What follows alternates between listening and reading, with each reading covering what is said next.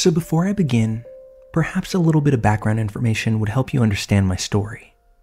I'm a 20-year-old guy living in the Netherlands, and I've been a geek my entire life. Games in particular have always played a major role in my life, starting when I got my first PlayStation, back when I was 5 years old. Just something about gaming always got me, be it mechanically or in terms of storytelling. I could always find something to love about it. As I grew older, I got more and more into RPGs, and eventually found my way onto World of Warcraft. As I got more involved in the game, I started joining raiding guilds. For those of you who don't know, it's basically a group of players who intend on facing the game's hardest content as a team. The second guild I joined was the greatest bloody team of people I had met thus far. One of these people was a Swedish girl who was around my age called Maggie. We got along quite nicely. And as it turned out, her mom, who was also in the guild, was actually living in the Netherlands. So often we'd end up in conversations where she asked me to teach her some Dutch, and she'd teach me some Swedish in return. It was all good fun. Fast forward to the beginning of 2013. The aforementioned guild had fallen apart a while back, and I had joined a new one. I'd stayed in touch with some of the people in that old guild, but Maggie really hadn't been online all that much. When she did get back online, we quickly caught up. It turned out that she actually moved in with her mother and had spent the last couple of months improving her Dutch and attending a high school. She also started dating this guy called William, who was actually part of the same guild that I had met Maggie in. He always struck me as a nice guy. Other guild members seemed to think that he was a bit direct and perhaps rude, but being Dutch, I understood that's just simply how our culture works. So I was always okay with it. June comes around. Me and Maggie recently finished our final exams and were waiting for the results to come back in. One afternoon while we were playing online, I suggested a meetup between the two of us. I really didn't have much to do, and given that she had voiced her concerns about finding her footing in Dutch social circles, I figured this was a nice opportunity to take her first baby steps into the country. She excitedly agreed and asked if she could bring William along as well. Obviously, I said yes, seeing as he was her boyfriend. Meetups are safer when you arrive as a couple, and meeting former guild members was something I was looking forward to anyway. A couple of days later, I met them both in Rotterdam and had a great day. I showed them around the city since I knew it best. We had some nice conversations, a few laughs, and we ended the day by taking a trip to the Euromast. Before leaving, Maggie had to go to the bathroom, so me and William were waiting outside for her. Striking conversation, I said to him, "You two make a nice couple." "Thanks," he replied. "I freaking love her, you know.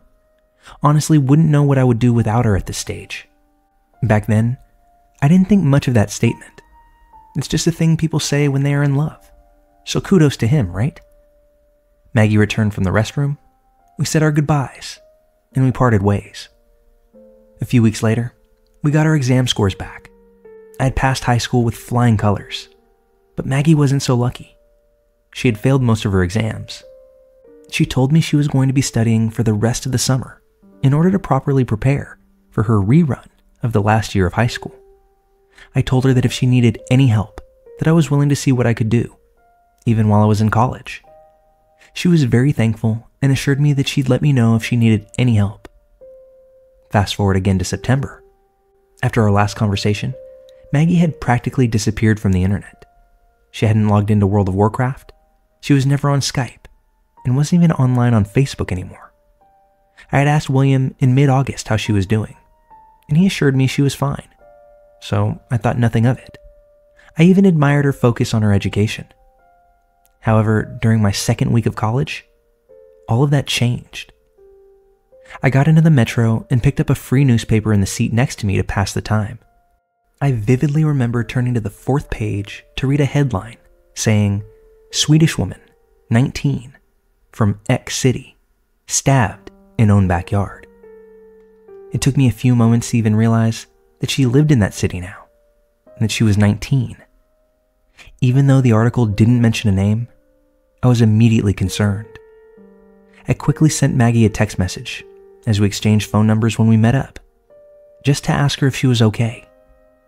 The rest of the day went by, and I heard nothing from Maggie. I eventually figured that if anything had happened to her, people would have most likely started posting things on her Facebook page.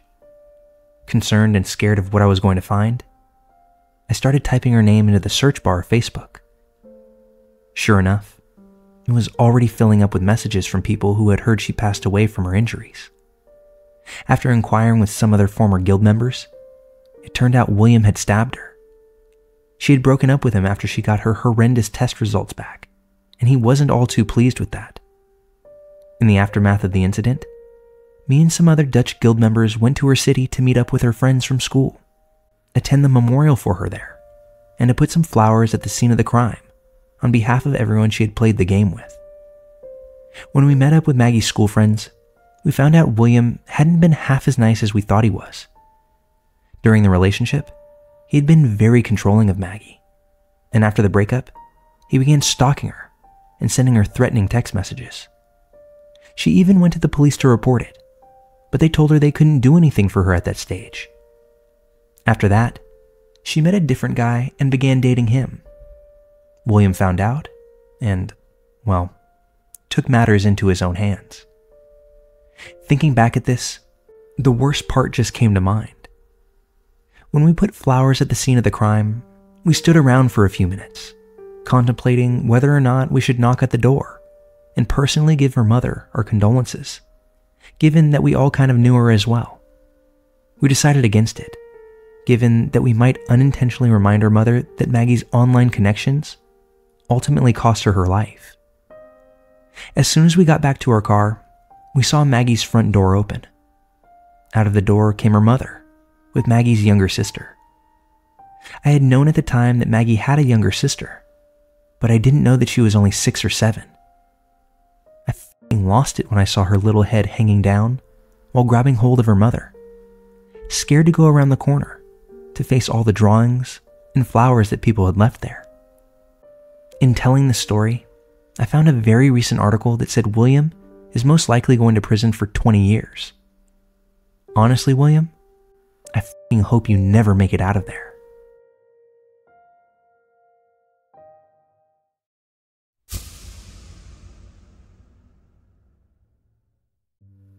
I was 10 years old when this occurred.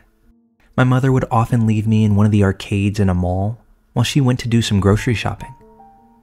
One day, after several games, I decided to play Dance Dance Revolution and asked an employee, well, I thought he was an employee because of the way he was dressed, to teach me how to use the game.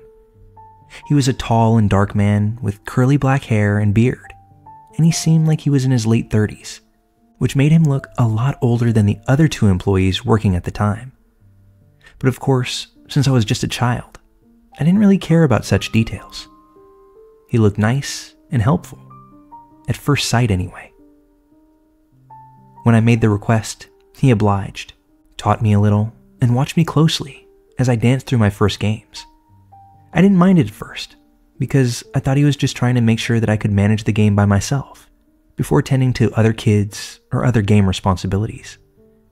However, several songs later, he was still standing beside the game screen, watching me. I don't know exactly how to describe his stares, but they're the kind that made me feel just so unpleasant and uncomfortable that I could no longer concentrate on the game and eventually stop playing. Even just thinking back on the memory of his stares sends shivers down my spine. I decided to try other games, but he also followed me to every single one. I kept doing it, playing different games like every 5 minutes, hoping that he'd get fed up and leave me alone. But he didn't. What makes it even creepier is that his facial expression went from being the kind employee earlier to slowly turning to something a lot more serious and dark the longer he followed and stared at me.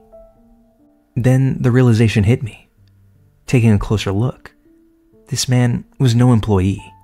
While his clothes could have easily been mistaken for one, he wasn't wearing the exact uniform that the other employees were wearing. Now, I was a really shy kid, and despite having so many other children, their parents, and other employees in the arcade, I didn't muster the courage to ask anyone for help. And since I was alone, everyone else around seemed to think that this guy was my guardian. I tried really hard to ignore his presence and just continued playing different games, hoping my tokens wouldn't run out and that my mother would come to pick me up soon. Until finally, I decided not to wait for my mother in the arcade any longer and to just go find her in the grocery stop that she was shopping in. I was about to go down the stairs. The arcade itself was located on the second floor, and the grocery was on the ground floor, when I noticed that this man was following me out the doors. He caught up to me fast, and to my surprise, he whispered something in my ear, though I couldn't hear him very well because of the noises from the arcade behind us. Noticing my confused and pale expression, he smiled creepily as he slowly grabbed my right shoulder and repeated more loudly this time, "What's your name? Do you want to come with me?" Fortunately, at that very moment, my mother came to pick me up. I looked back at the man, and all of a sudden, his expression had changed back to the kind and helpful guy who had guided me earlier in the game. Still shaken, I watched him as he played the nice guy to my mom, who hadn't suspected a single thing at that point. I didn't tell my mom that this guy was stalking and scaring me either. I just really wanted to leave and get out of there quickly. As we were leaving, I still remember looking back at the man once more, and I really wish I hadn't. He was still glaring at me when he waved, winked, and silently mouthed the words, "See you later." I can very honestly say that I've never been so scared throughout my entire childhood as I was that day. And just as bad, any fond memories that I may have held about DDR are now gone as well.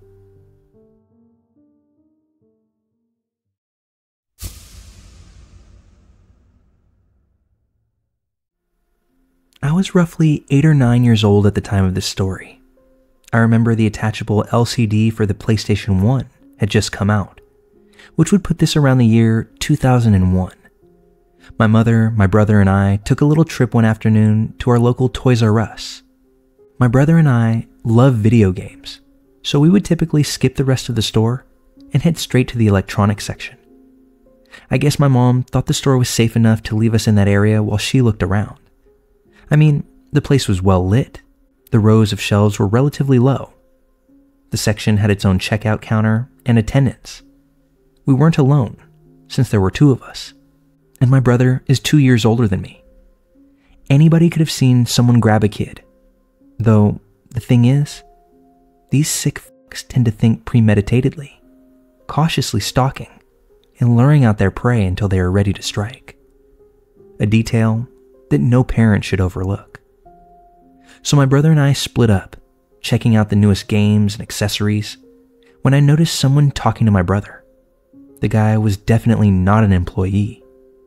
He was tall, Caucasian, with a slim build, gray hair, buzz cut, and seemed to be in his 40s or 50s. They talked for a bit, and then the guy went about his business. I went up to my brother and asked him what the man wanted. My brother was quieter than usual, and simply stated that the man had offered to buy him anything he wanted in the store.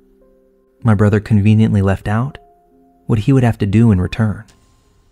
As a kid, I guess I couldn't fathom the man's true intentions, and merely thought he genuinely was going to buy the gift and leave us alone forever. The only thing running through my juvenile mind at that moment was to grab the most expensive game console I could see. So naive, I now know. Anyway, my brother knew better. He declined the man's offering, and he told me to completely forget about the notion. When we eventually rejoined my mom and exited the store, we were walking towards the car and away from 𝐤𝐤𝐬𝐻. I looked at the adjacent street and spotted that man. I pointed and told my mom about him.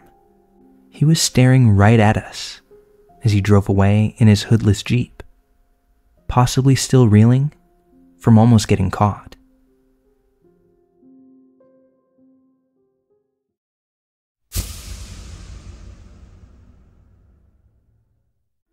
I still remember this vividly, almost as if it happened yesterday.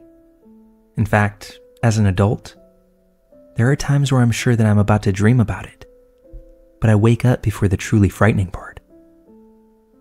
I was a kid playing a console video game at Snyder's drugstore back in 1984, as my father bought a card for my mom a couple of aisles over. A tall, skinny, red-haired man in his 30s came over and told me that he was a police officer and needed to bring me to the station to ask me questions about stolen candy.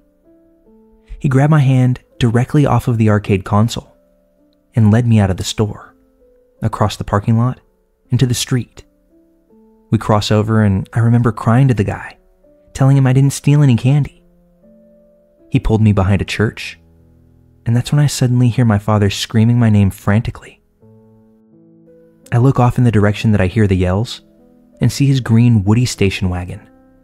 I point at the car with my free hand and yell, "That's my dad. He'll tell you I didn't steal any candy." Thankfully, my dad heard me, threw the car in park, came running over and shouted for me to get into the car and to stay there with the doors locked. The guy let go of my hand and began running behind the church. I ran to the car and my dad ran after the guy. I laid on the floor of the car, just freaked out by what was happening and too scared to look out the window. My dad came back a few moments later. I'll never forget how white his hands were while gripping the ridges around the wheel, and there was blood running down his knuckles. He drove me home shouting the whole way to never walk away with anyone. I told him the guy said he was a cop. My dad started screaming incoherently in his native tongue about creepy liars trying to hurt kids. That night, my mom gave me a long talk about how some people are bad and they can't be trusted, how this world isn't a nice place, as she bandaged my father's hands. In that moment, I can remember my father whispering to my mom, "I think I knocked his tooth out, but I should have killed the bastard." This was my first real traumatic incident, the one where I realized that the world wasn't as simple as being a kid and trusting just any adult.